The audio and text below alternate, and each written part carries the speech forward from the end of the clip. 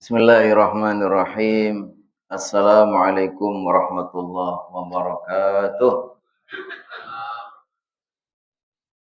Alhamdulillah nahmaduhu wa nasta'inuhu wa nastaghfiruh wa na'udzu bihi min shururi anfusina wa min sayyiati a'malina. May yahdihillahu fala mudilla lahu wa may yudlil fala hadiya lahu. أشهد أن لا إله إلا الله وحده لا شريك له وأشهد أن محمدا عبده ورسوله لا نبي بعده اللهم صل وسلم وبارك على سيدنا محمد بن عبد الله وعلى آله وصحبه ومن تبعه ووالاه وبعد يقول الله تعالى في كتابه الكريم سبحانك لا علم لنا إلا ما علمتنا إنك أنت العليم الحكيم Rabbi shrah li sadri wa yassir li amri wahlul 'uqdatam min lisani yafqahu qawli. Allahumma inna nas'aluka 'ilman nafi'a wa rizqan thayyiba wa 'amalan mutaqabbala. Allahumma 'allimna ma yanfa'una wanfa'na bima 'allamtana. Amin amin ya rabbal alamin. Hadratal mukarramin wal mukarramat, seluruh jamaah Masjid Al-Falah yang dimuliakan Allah, diberkahi Allah Subhanahu wa taala. Wabil khusus kepada para tokoh, para sesepuh, pengurus DKM, ustadz, ustadzah, semuanya. Walaupun tidak saya sebut satu persatu, insyaallah tidak mengulangi rasa ta'zim ya, rasa bangga dan syukur. Syukur kita semua ya. Allah Subhanahu wa taala berikan kepada kita semua kesempatan untuk selalu menambah amal-amal kita, selalu eh, memperbanyak ya eh, wawasan dan pemahaman kita tentang agama ini. Allah Subhanahu wa taala berikan kemudahan kepada kita untuk hadir di majelis. Ini pertanda bahwa Allah Subhanahu wa taala pilih kita untuk banyak lagi mendapatkan kebaikan. Sebagaimana Rasulullah SAW bersabda, Man yuridillahu bi khairan yufaqihu fiddin. Siapapun yang Allah kehendaki kebaikan kepadanya, maka Allah berikan pemahaman agama kepadanya. Dan salah satu sarana kita lebih dalam lagi memahami agama ini, belajar adalah kita hadir di majelis. Maka insya Allah ini orang-orang yang ada di majelis, pertanda Allah Subhanahu wa taala, Allah rahmati, Allah berkahi, Allah berikan banyak lagi tambahan kebaikan. Alhamdulillah kita pada pagi yang penuh berkah ini kembali akan diberi kesempatan ya menyambung kembali kajian kita tentang Sirah Nabawiyah. Ini juga salah satu bagian dari ilmu yang penting sekali. Karena dengan kita memahami Sirah Nabawiyah, punya ilmu tentang Sirah Nabawiyah, maka mudah-mudahan juga kita semakin kenal kepada Nabi Muhammad SAW. Ketika kita semakin kenal kepada Nabi, maka kita insya Allah ya semakin cinta. Dan semakin pengen meneladani, pengen banyak belajar dari sejarah kehidupan beliau. Dan ketika kita mencintai baginda SAW, adakah cinta yang lebih mulia ya, daripada mencintai Nabi? Karena ketika baginda SAW mengatakan, Anta ma'aman ahbabta. Kelak kalian akan bersama orang yang kau cintai. Maka kita tidak ragu lagi ketika kita mencintai baginda Nabi, mencintai para sahabat ya. Mereka adalah orang-orang yang terbaik, mereka akan menjadi ahli surga. Maka ketika kita mencintai mereka, maka insya Allah kita juga akan bersama mereka mendapatkan syafaat dari baginda Nabi Muhammad SAW. Salawat dan salam mudah-mudahan Allah senantiasa limpahkan, curahkan teruntuk baginda tercinta Nabi Muhammad SAW serta keluarga dan para sahabatnya. Terakhir kita sudah mengkaji tentang kisah wafatnya paman baginda SAW namanya Abu Thalib. Ini juga salah satu pelajaran yang mungkin secara nasib tragis ya. Orang yang begitu cinta kepada baginda, begitu besar pengorbanannya, begitu banyak ya membela baginda sallallahu alaihi wasallam, mengantarkan baginda sampai diterima dakwahnya oleh beberapa orang ya, walaupun belum total, tapi beliau sendiri ternyata Abu Talib sampai akhir hayatnya tidak mau mengakui atau tidak mau mengucapkan kalimat syahadat. Ini pelajarannya ini menunjukkan bahwa yang namanya hidayah, hidayah taufik itu hanya Allah. Jadi hidayah itu orang menyebutnya membaginya menjadi dua secara besar. Yang pertama hidayatul bayan atau hidayatul ilmi. Yang kedua adalah hidayatul taufik. Hidayah bayan atau hidayah ilmu itu diberikan oleh siapa saja. Kita orang tua, para guru bisa menjelaskan ini loh, ini yang benar, ini yang salah, bisa kita jelaskan, bisa kita terangkan dalilnya dan terus. Tapi itu baru sebatas ilmu. Hidayah yang sifatnya bayan, penjelasan. Nah, tetapi apakah sudah kita jelaskan lalu orang itu kemudian mau mengikuti, memilih yang baik, meninggalkan yang buruk? Belum tentu juga. Sama dengan Nabi Muhammad SAW bisa menjelaskan kesekian banyak orang sampai sebagian juga masuk Islam. Tapi kepada pamannya sendiri, ternyata pamannya tahu kalau Muhammad ini orang yang soleh, benar, jujur, pasti ya nggak akan bohong. Agama yang dibawa pasti agama yang benar. Tapi sampai akhir hayatnya dia tidak mau mengikuti agama. Ini menunjukkan bahwa hidayah taufik, hidayah pertolongan Allah yang mengantarkan seseorang untuk mendapatkan kebaikan, hidayah itu hanya Allah SWT. Ya, seorang guru tidak bisa membuat muridnya jadi baik, tapi muridnya jadi tahu bisa. Seorang ayah, seorang ibu bisa menjelaskan ini yang baik, kamu lakukan ini. Hanya bisa itu. Tapi apakah anaknya menjadi anak soleh atau tidak? Nah itu nggak bisa. Bahkan Nabi Nuh saja kan ada putra beliau yang namanya Kan'an itu yang menentang dakwah ayahnya. Istrinya juga seperti itu. Jadi begitulah ya, kita mengambil pelajaran dari kisah wafatnya paman baginda sallallahu alaihi wasallam Abu Thalib. Sekarang setelah wafatnya Abu Thalib, kemudian juga wafatnya istri baginda Ibunda Khadijah. Ini dua tokoh yang sangat penting dalam perjalanan dakwah baginda. Karena dua tokoh ini sebagai penyokong yang paling besar. Ibunda Khadijah dengan segala hartanya, dukungannya yang begitu besar untuk mensukseskan dakwah Nabi Muhammad SAW. Abu Thalib ya sebagai pamannya seorang tokoh ya, itu begitu penting juga karena melindungi Nabi Muhammad SAW dari gangguan-gangguan berbagai macam tantangan dakwah yang akan menimpa baginda. Kalau tidak ada Abu Thalib maka Nabi Muhammad SAW sejak awal mungkin sudah nggak bisa ya, karena begitu kerasnya permusuhan orang-orang Quraisy ya. Nah, ternyata kedua tokoh ini dua-duanya meninggal. Maka baginda sallallahu alaihi wasallam digambarkan nih orang-orang Quraisy pada saat itu sudah mulai begitu berani ya, melebihi saat-saat sebelumnya. Disebutkan dalam hadis dari riwayat Abu Hurairah. Kana Nabi sallallahu alaihi wasallam minal ghadi yaumin nahar. Ini.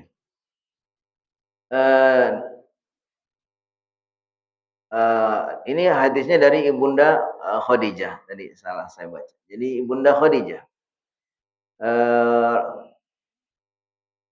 Istaddal bala'u ala Rasulullah sallallahu alaihi wasallam. Digambarkan saya baca. Wa ba'da mauti Abi Thalib wa Khadijah, saya baca dari awal. Dan setelah wafatnya Abu Thalib dan Ibunda Khadijah, istaddal bala'u ala Rasulullah sallallahu alaihi wasallam. Maka semakin beratlah ujian kepada baginda sallallahu alaihi wasallam. Min sufai qaumi, khususnya dari kaum-kaumnya. Jadi orang-orang Quraisy yang mereka begitu keras menentang dakwah Nabi. Kalangan mereka orang-orang bodoh ya, orang-orang bodoh dalam artian mereka orang-orang yang tidak mau menerima keislaman atau tidak mau masuk Islam. Wa tajarra'u alaihi. Lalu mereka juga sangat berani kepada Nabi. Wa kasyafu bil adha, dan mereka sangat terbuka melakukan berbagai macam gangguan kepada Nabi. Fa kharaja Rasulullah sallallahu alaihi wasallam ila Taif wa hiya tab'udu nahwa 80 kilo min Makkah. Jadi setelah baginda sallallahu alaihi wasallam ditinggal wafat oleh pamannya, kemudian ditinggal wafat juga oleh istrinya, lalu orang-orang kafir Quraisy itu semakin berani memusuhi baginda sallallahu alaihi wasallam, bahkan mereka menyakiti Nabi Muhammad sallallahu alaihi wasallam secara terbuka. Mungkin kalau dulu masih ada segan-segannya, ada takut-takutnya, karena masih ada tokoh yang sangat mereka segani. Tapi begitu Abu Thalib sudah meninggal, maka mereka semakin menjadi-jadi, semakin berani. Maka Nabi Muhammad SAW berpikir sepertinya dakwah di daerahnya di Mekah itu kayaknya sudah berat. Kayak seolah-olah ya sudahlah kayaknya semakin pesimis ya. Maka Nabi Muhammad SAW berusaha untuk mencari cara ya, coba melihat suasana yang beda, cara yang berbeda. Kemudian beliau menyampaikan dakwahnya ke Taif. Fa kharaja Rasulullah sallallahu ila Taif. Nabi Muhammad SAW keluar berdakwah ke Taif. Wa hiya tab'udu nahwa 80 kilo min Makkah. Itu Taif itu sebuah kota yang jaraknya dari kota Mekah kurang lebih 80 kilo. Mungkin ya 80 sampai 100 ya. Di sini disebutkan 80 kilo. Posisinya ada di timur atau di tenggara kota Mekah. Kharaja sayron 'alal aqdam zahaban wa 'udatan wa ma'ahu maulahu Zaid bin Harithah. Nah, baginda sallallahu alaihi wasallam pergi ke Taif, kota yang kurang lebih sekitar 80 sampai 100 kilo ke arah timur. Nah, itu baginda sallallahu alaihi wasallam jalan kaki ditemani sama Zaid bin Harithah. Zaid bin Harithah itu adalah dulunya seorang budak yang dihadiahkan kepada Nabi, tapi kemudian beliau merdekakan. Nah, jadi sudah menjadi hamba yang merdeka, namanya maula. Nah, untuk apa mereka berdakwah berdua ke Taif itu adalah untuk menyampaikan dakwah. Enggak ada lagi dalam pikiran baginda kecuali bagaimana itu dakwah ini bisa disampaikan kepada mereka, siapa saja yang mau menerima, ya kan? Ketika sudah berusaha berbagai macam cara di Mekah kelihatannya agak berat, baginda sallallahu alaihi wasallam kemudian mencoba menawarkan dakwah ini ke Taif. Nah, untuk apa di sini adalah untuk berdakwah di Taif dan juga minta bantuan, karena minta perlindungan termasuk minta bantuan kepada tokoh-tokoh di sana. Ketika di kota Makkah semakin susah ya, tantangan semakin berat. Wa kullama marra ala qabilatin fit tariq da'ahum ila Allah falam tujib ilaihi wahidatun minha. Tapi sedihnya ya ketika baginda sallallahu alaihi wasallam menuju ke kota Taif sambil juga melewati ya, kalau ditemukan perkampungan atau rumah atau tokoh yang dia tahu kemudian ditawarkan kepada mereka dakwah baginda ya, diajak untuk masuk Islam, ternyata satu pun tidak ada yang mau menerima. Berat sekali. Jadi kita jangan bayangkan sekarang ini di Indonesia umat Islam sudah sekian, di negara-negara lain sekian, di barat ya kan, di Amerika, di mana-mana itu sekarang itu orang mulai berbondong-bondong masuk Islam. Ya dulunya ternyata Masya Allah ya. Baginda menawarkan satu persatu pun mereka semua pada nolak. Ya kan? Nah jadi begitu beratnya ya. Ini semua adalah apa yang kita saksikan, apa yang kita rasakan semua adalah apa? Jasa baginda SAW. Makanya orang yang paling mulia, yang paling tinggi, paling besar pahalanya adalah ya baginda. Kemudian diikuti oleh para sahabat ya. Terus para tabiin terus, karena mereka lah ya, wasilah mereka lah Islam berkembang. Dan dalam kaidah itu apa? Man dalla ala khairin falahu mithlu ajri fa'ili. Siapa yang mengajak suatu kebaikan, yang menunjukkan suatu kebaikan, maka orang itu mendapat pahala sama dengan orang yang mengikutinya. Jadi sudah berapa banyak ya pahala, udah berapa besar ini. Satu orang yang mengikuti dakwah Nabi, itu berarti beliau mendapatkan keutamaan pahala dari setiap orang yang mengikutinya. Walamman taha ila Taif, setelah sampainya di kota Taif, dalam perjalanan selalu menyampaikan dakwanya walaupun ditolak juga Nabi terus sampai akhirnya sampailah ke kota Taif. Amida ila salasati ikhwatin min ru'asa'i Thaqif wa hum Abdul Layali wa Mas'ud wa Habib amna'u Amr bin Umair as-Saqafi. Jadi baginda SAW setelah sampai ke kota Taif, ternyata beliau sudah menarget tokoh-tokoh yang beliau kenali sebagai orang yang diharapkan nanti tiga tokoh-tokoh ini sudah mau mengikutinya, semua akan gampang. Siapa tiga tokoh itu? Yang pertama Abdul Layali, yang kedua Mas'ud, yang ketiga Habib. Ini ternyata tiga tokoh ini dari putra dari seseorang namanya Amr bin Umair as-Saqafi. Jadi ini tiga tokoh di Taif ini dari satu keluarga. Dan ternyata mereka semua adalah tokoh-tokoh yang sangat berpengaruh, disegani, sehingga itu menjadi target Nabi Muhammad SAW. Fajalasa ilaihim wa da'ahum ilallah subhanahu wa ta'ala. Ternyata tiga tokoh ini setelah didatang oleh baginda lalu diajak mengikuti dakwah beliau masuk Islam, apa jawaban mereka? Masing-masing semuanya ya menolak. Yang pertama mengatakan huwa yumarritu siyabal Ka'bah in kanallahu arsala. Kata beliau ini ungkapan mungkin ya bahasa itu sama dengan kamu menyobek kain Ka'bah kalau kamu memang mengaku sebagai utusan Allah. Artinya dia nggak percaya. Nabi Muhammad SAW tidak dipercaya kalau dia seorang Rasul. Satunya lagi menjawab, amma wajadallahu ahadan khairak. Jadi yang kedua ditawarkan untuk masuk Islam, dia mengatakan, apa Allah nggak nemu lagi orang lain selain memilih engkau sebagai Rasul? Artinya, masa sih kamu jadi Rasul? Emang nggak ada orang lain yang Allah pilih untuk jadi Rasul? Kenapa mesti milih kamu? Artinya, dia juga tidak percaya.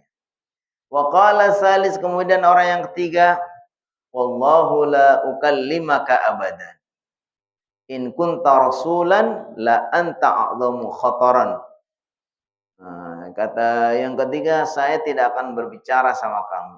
Kalau memang kamu itu seorang rasul, kamu itu sangat berbahaya berarti ya. Jadi ini semuanya menggambarkan bahwa tiga tokoh yang ditarget oleh baginda SAW, Abu Layali atau Abdul Layali, Mas'ud dan Habib, tiga-tiganya ini menolak dakwah Nabi Muhammad SAW. Tapi walaupun Nabi Muhammad SAW ditolak, ya, disakiti, diganggu, Nabi Muhammad ternyata kepada tiga tokoh ini berpesan. Waqala anhum Rasulullah SAW, waqala lahum idza fa'altum ma fa'altum faqtumu anni. Jadi baginda SAW, baiklah kalaupun kalian sudah menolak dakwah kami, ya, kalian menyakiti kami, tapi tolong ya pesan saya, apapun yang kalian lakukan jangan disampaikan. Cukuplah ya, maksudnya jangan diberitakan.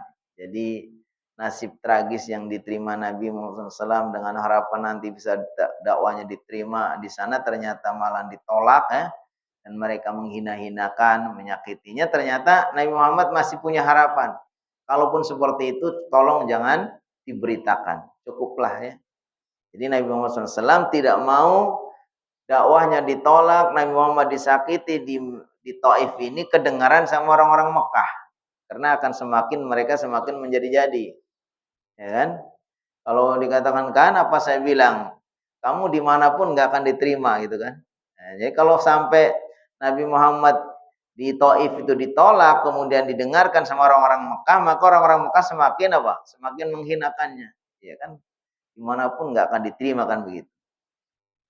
Wa qama Rasulullah sallallahu baina ahli Taif 'asyrata ayyam la yadaw ahadan min asyrafihim illa da'ahu ila Allah. Nabi Muhammad SAW mukim atau tinggal di Taif kurang lebih 10 hari.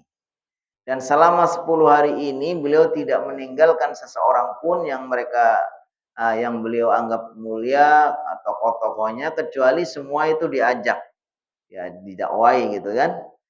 Tapi sayang tidak ada yang mau mempercayai, tidak ada yang mau mengikuti.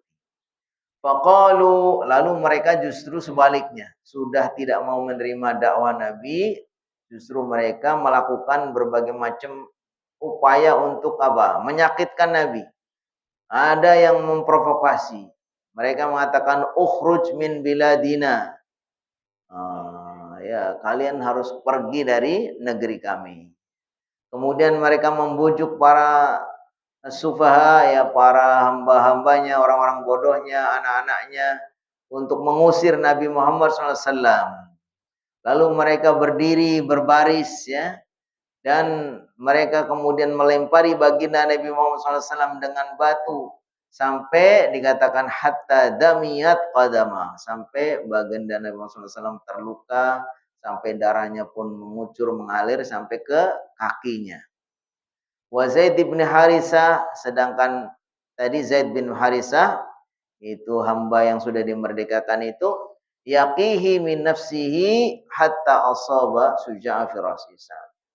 Kemudian Zaid bin Harisah pun melindungi baginda Rasulullah SAW, kemudian beliau sendiri ya karena menangkis, ya menghalangi baginda Rasulullah SAW, sampai kemudian beliau juga terluka. Fansarafa raji'an min at-Taif ila Makkah mahzunan. Lalu baginda Muhammad SAW karena diusir, dipermalukan, disakiti, dilempari, kemudian baginda Muhammad juga pulang. Pulang dari Taif menuju Mekah dalam keadaan sangat sedih. Nah, disebutkan di sini ada ditulis bagaimana ketika dalam perjalanan pulang Nabi Muhammad SAW istirahat di satu tempat kemudian berdoa. Nah, ini doanya panjang, ya. Allahumma ilaika ashku dha'fa quwati wa qillati hilati. Intinya, ya Allah, saya adukan ini kelemahan diriku, ya keterbatasan ketidakmampuanku, bagaimana mereka menghinakanku dan seterusnya, ya. Ya, intinya baginda sallallahu alaihi wasallam merasa begitu sedih, ya, karena dakwahnya ditolak. Sampai kemudian disebutkan Nabi Muhammad SAW setelah berdoa, Nabi Muhammad SAW berdoa, kemudian Nabi Muhammad SAW nginep di satu tempat, ya istirahat, ya dalam satu perjalanan pulang dari kota Taif, kemudian nginep di satu tempat di situ. Kemudian tempat ini ternyata milik Robi'ah. Nah, ini adalah salah satu tokoh yang dikenal juga, yang juga memusuhi baginda Nabi Muhammad SAW. Ternyata di situ Nabi Muhammad SAW istirahat di satu tempat, itu di dekat kebun milik tokoh orang Quraisy, ya, yang punya kebun di situ, kebun kurma. Nabi Muhammad SAW istirahat di situ. Kemudian ternyata Robi'ah ini menyuruh, ya, salah satu pembantunya atau budaknya yang menjaga kebun itu untuk memberikan kurma. Ternyata masih ada kasih sayang juga, bagian dari kemuliaan hatinya ketika Nabi Muhammad SAW dan Zaid bin Harisah istirahat di kebunnya, kemudian disuruhlah budaknya atau penjaga kebunnya ini, ya, untuk memberikan kurma kepada Nabi Muhammad SAW dan Zaid bin Harisah. Ternyata budaknya ini ternyata adalah orang Nasrani, namanya Adas. Ceritakan seperti itu. Si Adas ini disuruh sama majikannya si Rabi'ah untuk memberikan hadiah kurma kepada Nabi Muhammad SAW dan Zaid bin Harisah. Ketika diberikan si kurma itu oleh si Adas kepada Nabi Muhammad SAW, lalu Nabi Muhammad SAW mengambil kurma itu, tapi Nabi Muhammad membaca Bismillah. Ketika diterima kurma itu, kemudian Nabi Muhammad mau memakannya, kemudian baca Bismillah. Ternyata si Adas ini kaget. Nah, ini bacaan atau ucapan yang tidak pernah didengar di situ. Apa itu? Kata-kata bismillah, ya kan? Jadi Muhammad SAW sebelum makan kurma itu kemudian bertanya atau membaca bismillah. Lalu si Adas ini karena heran-heran, ini ada kata-kata bismillah itu apa? Lalu si Adas itu bertanya, dari mana kamu? Saya kan nggak pernah mendengarkan kata-kata bismillah seperti itu kan. Kemudian Rasulullah SAW balik bertanya kepada Adas, min ayyi baladin anta? Kamu tuh dari negeri apa? Wa ma dinuka? Apa agamamu? Kemudian si Adas mengatakan, saya adalah orang Nasrani, agama Nasrani, dan saya dari negeri Ninawa. Kemudian Nabi Muhammad SAW mengatakan, oh itu Ninawa itu adalah negeri seorang yang soleh, yaitu Yunus bin Matta. Jadi Nabi Muhammad mengatakan bahwa Ninawa itu adalah tempat tinggalnya seorang yang soleh, yaitu seorang nabi namanya Yunus bin Matta. Kemudian si Adas itu mengatakan, apa yang kamu kenali tentang Yunus bin Matta? Kalau Nabi Muhammad mengatakan, oh Yunus bin Matta adalah saudaraku, dia adalah seorang nabi. Maka dari situ kemudian tahu bahwa si Adas ini tahu bahwa Nabi Muhammad SAW adalah seorang nabi, dan disebutkan di situ kemudian Adas akhirnya juga masuk Islam. Jadi dakwahnya justru ketika ditawarkan kepada tokoh-tokoh di kaum Taif itu nggak ada yang mau menerima dakwahnya. Ternyata ketika sambil pulang justru ketemu dengan seorang budak Adas ini, justru dialah yang percaya bahwa Nabi Muhammad itu seorang nabi, dan dia kemudian juga masuk Islam.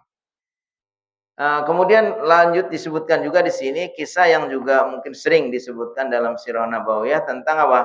Tentang ketika Nabi Muhammad SAW dalam kondisi yang sangat sedih ya. Jadi kesedihan ditolaknya dakwah Nabi Muhammad SAW di Taif ini melebihi kesedihan beliau ketika disebutkan dalam hadis itu kondisi kesedihan ketika dalam perang Uhud. Jadi ada hadis yang menggambarkan Ibunda Aisyah pernah bertanya kepada Nabi Muhammad SAW, wahai suamiku, wahai Nabi Muhammad, apakah pernah dalam sejarah hidupmu ada sesuatu yang lebih parah atau lebih menyedihkan dari perang Uhud? Ternyata Nabi Muhammad SAW menceritakan bahwa kondisi yang lebih parah dan sangat menyedihkan melebihi di perang Uhud itu adalah saat Nabi Muhammad SAW itu berdakwah ke Taif dan ditolak dakwahnya, dilempari dan seterusnya. Nah, ini menunjukkan bahwa secara psikis ini berat sekali ya. Makanya disebutkan di sini juga sampai akhirnya Allah Subhanahu wa taala mengutus malaikat Jibril dan malaikat penjaga gunung disebutkan, sampai kemudian Nabi Muhammad SAW ditawari, wahai Muhammad, ya, oleh malaikat Jibril ditawari, wahai Muhammad, kalau kamu mengizinkan, biarlah ini saya suruh malaikat gunung ini untuk menimpakan ya gunung itu kepada orang Taif. Tapi Nabi Muhammad SAW ya dengan kemuliaan hatinya kemudian beliau mengatakan, bal arju an yukhrijallahu min aslabihim man ya'budullaha wahdahu wa la yusyriku bihi syai'a. Nabi Muhammad tidak mengizinkan ya. Nabi Muhammad tetap sabar ya. Mungkin mereka sekarang nggak ada yang mau menerima dakwahku, biarlah. Tapi biarlah Allah Subhanahu wa taala ada saatnya nanti akan terlahir dari mereka orang-orang yang menyembah kepada Allah Subhanahu wa taala dan tidak menyekutukannya. Jadi ini gambaran betapa ya perjalanan dakwah Nabi Muhammad SAW ketika ke Taif ini begitu berat ya. Kita bisa baca juga kisah-kisah yang lebih lengkap tentang dakwah Nabi Muhammad SAW ke kota Taif. Jadi kota Taif ini kalau yang kita sekarang rasakan tentu akan beda sekali ya. Mungkin yang kita bayangkan bagaimana saat itu ya. Perjalanan kurang lebih 80 kilo jalan kaki, padahal sepanjang jalan itu semuanya ya gersang ya kan. Walaupun kalau kota Taif ini kalau sekarang ini menjadi kota yang paling sana, kalau di Arab Saudi itu paling enak ya sekarang itu. Kotanya dingin ya kan. Mungkin kalau di sini kayak di puncaknya gitu. Kemudian banyak pohon anggur, banyak pohon delima, kemudian banyak pohon-pohon bunga ya. Itu penghasil bunga juga penghasil minyak wangi ya. Pernah waktu saya dapat tiket umroh plus ke Taif itu, kita bisa ngelihat di sana itu buah-buahan itu murah sekali. Beli delima ya satu tumpuk itu cuma berapa rial itu. Beli beli anggur ya. Ini menggambarkan betapa memang kota Taif ini sebuah kota yang indah ya, yang dingin, yang bagus ya kan. Tapi ini sekarang ya, kalau di zaman dulunya tentu ketika Nabi Muhammad SAW menyampaikan dakwah itu tentu sangat berbeda ya, kondisinya masih sangat gersang ya. Dan waktu itu tentu Nabi Muhammad SAW berharap dengan berdakwah di kota Taif ini ketika diterima oleh tokoh-tokohnya maka akan menjadi satu tempat untuk Nabi Muhammad berlindung. Ketika Nabi Muhammad di Mekah itu sudah ditolak dan susah untuk berdakwah di situ, beliau pengen pindah ke sana. Nah, ini beberapa pelajaran yang disebutkan yang bisa kita ambil dari kisah Nabi Muhammad SAW pergi dakwah ke Taif. Yang pertama, anna Rasulullah SAW indama dakhala Taif bada'a bi akabiriha. Fahina idzin fasyakhsu yabda'u fi da'wati ila Allah ma'al ab fil manzil li'anna lahu ta'thiran 'ala man fi manzilihi wa fil qaryah awil baldah yambahi 'ala da'iyah an yaqaddira amiraha wa yabda'u bidhihab ilaihi wa ziyarati. Jadi pelajaran yang bisa kita ambil pertama, ini kita belajar dari baginda sallallahu alaihi wasallam. Ketika Nabi Muhammad sallallahu alaihi wasallam dakwah ke Taif, kenapa Nabi Muhammad sallallahu alaihi wasallam itu menuju kepada tokoh-tokohnya dulu? Ini menunjukkan ya kalau di dalam sebuah rumah ya tokoh utamanya pimpinannya adalah seorang ayah ya kan. Jadi bagaimana suasana pendidikan, suasana dakwah agama di sebuah rumah itu patokannya tentu adalah bapaknya, ayahnya. Ketika ayahnya itu betul-betul seorang yang baik, bagaimana mengurus rumah tangganya, dia seorang tokoh yang menjadi panutan ya untuk istrinya, untuk anak-anaknya, maka itulah gambarannya. Maka ketika kita berdakwah ke dalam sebuah rumah, ya yang kita taklukkan dulu adalah ayahnya. Gimana ayahnya kita jadikan seorang ayah yang soleh, maka insya Allah keluarganya juga akan menjadi keluarga yang soleh. Yang solehah, anak cucunya soleh-solehah. Nah, kalau kita berdakwah di sebuah negara, atau sebuah kampung, atau sebuah desa, ya tentu yang kita tuju terlebih dahulu adalah ya kepala desanya, kepala kampungnya dulu, tokoh-tokohnya di situ ya. Karena kalau di zaman dulu ya masih hidupnya masih belum teratur secara struktural kepemimpinan yang mungkin belum ada. Tapi mereka secara otomatis siapa yang paling ditokohkan itulah yang paling berpengaruh, dialah yang mengatur ya. Maka Nabi Muhammad SAW pergilah ketiga tokoh yang dianggap sangat berpengaruh.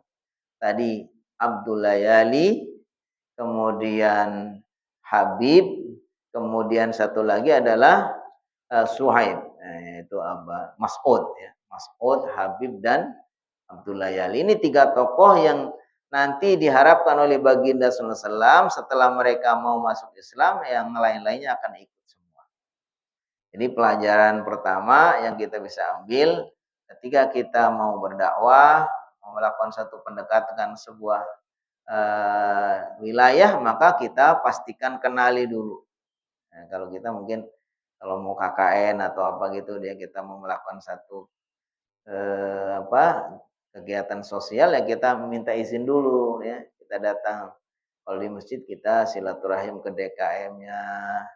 Kalau di warga kita ke Pak RT-nya, Pak RW-nya dan seterusnya. Pelajaran yang kedua, lamma ra'a i'radal qaumi 'anil istijabah qala uqtumu 'anni wa hadha yadulluna 'ala anna al-hikmah taqtadi an la yatahaddasa as-shakhsu an kulli syai'. Pelajaran yang kedua, ketika Nabi Muhammad SAW mendapatin para tokoh di situ yang diharapkan tadinya mau menerima dakwah Nabi Muhammad SAW, ternyata menolak, bahkan mereka itu menyakiti. Ternyata Nabi Muhammad SAW masih menyempatkan untuk berpesan, uktumu anni. Tolong walaupun kalian itu memperlakukan seperti ini kepada saya, nggak mau menerima dakwah saya, menyakiti saya, tapi tolonglah, cukuplah di kalian saja. Nggak usah kalian sebar luaskan ya. Nah, di zaman itu padahal ya nggak mudah orang itu menyampaikan info-info. Kalau begal zaman sekarang, sekarang sudah ada HP, sudah ada medsos, ini udah nggak bisa dibendung lagi. Tapi Nabi Muhammad SAW ternyata paham. Ketika Nabi Muhammad SAW dakwahnya ditolak itu, beliau minta tolong jangan disebarkan. Apa di sini rahasianya? Karena Nabi Muhammad SAW ingin supaya ya tidak lagi menyebar nih berita buruknya. Jadi kalau maunya Nabi Muhammad SAW menyampaikan dakwah, kemudian dakwahnya ditolak, kemudian ini diberitakan kemana-mana, ya akhirnya Nabi Muhammad itu akan apa? Semuanya itu akan menolak, gitu kan? Sama dengan kita ketika diberitakan keburukan kita itu udah berat sekali. Ya kalau bisa, walaupun memang mereka nggak mau menerima dakwah Nabi Muhammad SAW, tapi minimal sudah cukup. Sehingga Nabi Muhammad itu punya peluang lagi untuk menawarkan ke orang-orang lain. Itu faktor pertama supaya Nabi Muhammad tidak semakin terpuruk ya, semakin ditolak. Faktor yang kedua, ya Nabi Muhammad SAW juga tidak ingin musuh-musuhnya itu, orang-orang kafir Quraisy yang selama ini menolak dakwah Nabi Muhammad SAW di Mekah itu, jangan dengar juga. Salah satu yang mungkin strategi juga kita ya, kalau bisa ini keburukan-keburukan kita itu jangan kedengaran sama musuh, ya kan? Dalam strategi berperang, dalam strategi apa juga seperti itu. Kelemahan-kelemahan kita itu jangan sampai ketahuan sama musuh. Makanya disebutkan bal inna ba'dal umur yaktumha sakhsu wa yas'ila kitmannya. Lima fi dzalika minad darar, karena hal itu akan membahayakan. Wa fil hadis an Rasulullah SAW, ada sebuah hadis dari Rasulullah SAW, beliau mengatakan ista'inu ala injahil hawaij bil kitman. Nabi Muhammad SAW dalam hadis mengatakan kalian hendaknya minta bantuan untuk mensukseskan hajat-hajat kalian bil kitman, dengan menyembunyikan. Fa inna kulladzi ni'matin mahsudun, karena setiap orang yang diberi nikmat itu didengki. Ini hukum dasarnya seperti itu. Makanya kita terkait dengan hal yang sifatnya pribadi jangan gampang cerita. Jangan menceritakan umpamanya harta kita kepada orang lain. Ya cukup seadanya, yang memang tidak bisa dihindari biarin. Tapi kalau mau kita cerita jabatan kita, gaji kita, apa gitu, habis beli ini, habis beli itu jangan. Ini ternyata ada hadisnya. Kata Nabi Muhammad SAW, kalian untuk menolong kesuksesan kalian, menyampaikan hajat-hajat kalian, hendaknya kalian sembunyi. Tidak semua informasi itu terbuka. Strategi juga. Kenapa di sini disebutkan? Karena setiap orang yang mendapatkan nikmat itu, hakikatnya itu didengki. Nah, ini salah satu potensi yang bisa menyerang setiap hati kita adalah penyakit dengki. Jadi ketika kita banyak menceritakan keberhasilan kita, ya orang lain itu, pertama orang lain itu sebetulnya kadang kalau yang dia itu tidak suka kepada kita, dia akan semakin dengki ya. Kalau yang dia tidak suka, kalau yang kita suka sama kita, dia juga nggak perlu. Udah kita aja, nggak usah cerita. Wa innama tuliba kitmu isaatihim lahu li'anna hadha misru bil a'dafi. Kenapa Nabi Muhammad SAW minta supaya keburukannya itu ditolaknya dakwahnya itu kemudian agar disembunyikan? Karena ini akan menjadi membuat musuh-musuh itu semakin bergembira. Nah, ini pelajaran yang kedua. Berarti kita mulai sekarang juga harus tahu bagaimana membatasi hal-hal mana yang bisa kita ceritakan, hal-hal mana yang tidak perlu kita ceritakan. Tapi konsep dasarnya bahwa likulli dzi ni'matin mahsud. Setiap orang yang Allah kasih karunia nikmat itu biasanya dibenci atau didengki sama yang lain. Dengki itu apa sih? Dengki itu adalah perasaan iri atas nikmat yang diberikan kepada orang lain dan dia ingin supaya nikmat itu jangan berhasil, jangan ada gitu. Jadi itu namanya apa? Hasad. Hasad itu ada dua tingkatan. Kalau kita hanya iri karena orang lain mendapatkan nikmat dan kita ingin supaya nikmat itu tidak sampai kepadanya, itu iri masih tingkat rendah. Tapi ada yang tingkat tinggi. Yang tingkat tinggi itu kita iri kepada orang lain agar orang lain tidak mendapatkan nikmat, tapi nikmat itu kita upayakan untuk sampai ke kita. Lalu kita melakukan berbagai macam cara untuk menghasut supaya tidak sampai ke dia, tapi bisa kita terima dengan cara kita yang dengan berbagai macam cara upaya kita yang mungkin dengan cara melakukan kejahatan. Ya kan? Makanya kata Rasulullah SAW, iyyakum wal hasada fa innal hasada ya'kulul hasanat kama ta'kulun narul hatab. Hati-hatilah kalian kepada penyakit dengki. Karena penyakit dengki ini diibaratkan seperti api ya. Dia itu akan memakan kebaikan-kebaikan kita sebagaimana api memakan kayu bakar. Pelajaran satu lagi, lama kharaja Rasulullah sallallahu min at-Taif wastaffa lahu sufa'u Taif yarmunahu bil hijarah kana Zaid bin Haritha yaqir Rasulullah sallallahu bi nafsi fa kanat al hijarah tusibu Zaidan hatta sajad. Laqad kana Zaid bakal Rasulullah sallallahu wa nahnu al-yawm. Jadi di sini disebutkan ketika Nabi Muhammad SAW mau pulang dari kota Taif, Muhammad dan Zaid itu diusir, lalu mendapati para orang anak-anak, orang-orang bodoh di antara mereka para budak ya. Mereka berbaris melempari Nabi Muhammad SAW, mengusir Nabi Muhammad SAW. Ternyata Zaid bin Haritha ini berusaha untuk melindungi Nabi. Jadi ketika Nabi Muhammad yang mau dilempari ini, Zaid bin Haritha dialah yang kemudian menjadi tameng ya kan. Sampai Nabi Muhammad SAW ya walaupun sudah dilindungi ditangkis tetap aja ya. Tapi yang banyak luka justru Zaid bin Haritha. Ini digambarkan pelajaran yang bisa kita ambil, begitulah seharusnya kita ya kepada Nabi Muhammad SAW. Kalau dulu Nabi Muhammad SAW yang disakiti, Nabi Muhammad masih ada ya kita lindungi beliau. Nah sekarang setelah sepeninggal Nabi Muhammad SAW, nah itu ada warisan beliau yaitu sunnah, yaitu Islam ya, sunnah. Maka sudah seharusnya kita harus bersungguh-sungguh dengan menjaga sunnah Nabi Muhammad SAW. Di antaranya dengan kita ini sedang mempelajari sirah baginda Nabi, kita berusaha untuk mempelajari sunnah-sunnah Nabi ya. Kemudian kita mengamalkannya, kita mendakwahkannya. Ini bagian dari kita membela baginda Nabi Muhammad SAW ya. Dan kita punya kewajiban membela Nabi Muhammad SAW baik ketika beliau masih hidup maupun ketika beliau sudah wafat. Beliau sudah wafat, tapi sunnah-sunnah beliau ya kita harus jaga, kita harus pelihara sampai akhir hayat kita ya, sampai hari kiamat kita harus usahakan supaya menghidupkan sunnah baginda Nabi Muhammad SAW. Itu barangkali ya 3 pelajaran yang penting dari peristiwa atau dari kisah sirah nabawiyah tentang Nabi Muhammad SAW pergi ke Taif untuk berdakwah. Mudah-mudahan apa yang bisa kita pelajari dari kisah ini bisa menjadi pembelajaran bagi kita, khususnya 3 pelajaran penting tadi.